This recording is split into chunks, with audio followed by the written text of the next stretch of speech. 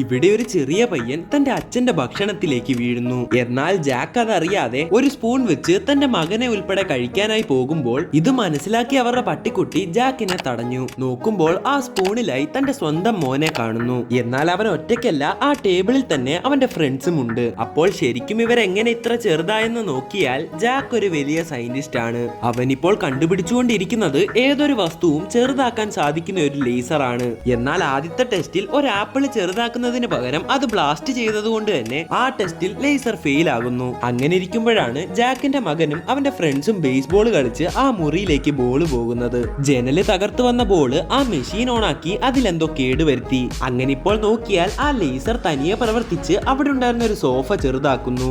എന്നാൽ അതറിയാതെ ആ ബോൾ എടുക്കാനായി വന്ന കുട്ടികളും ഈ ലേസറിന്റെ മുന്നിൽ പെട്ടു. അങ്ങനെ ഇപ്പോൾ അവര് 4 പേരും വളരെ ചെറുതായി മാറിയിരിക്കുന്നു. എന്നാൽ ഈ കാര്യങ്ങളൊന്നും അറിയാതെ അവിടേക്ക് ദേഷ്യത്തോടെ വന്ന ജാക്ക് തന്റെ കണ്ടുപിടുത്തം ഒരു ഫ്ലോപ്പ് ആണെന്ന് കരുതി ആ മെഷീനും തല്ലി തകർത്തു. ശേഷം അവിടുള്ള പൊടിയെല്ലാം തൂത്തുവാരി ആ കുട്ടികളെ ഉൾപ്പെടെ ഒരു വേസ്റ്റ് കൊട്ടയ്ക്കകത്തിട്ടു.